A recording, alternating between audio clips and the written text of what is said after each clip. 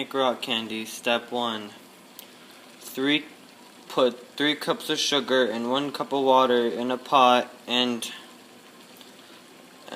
wait till all the sugar boils.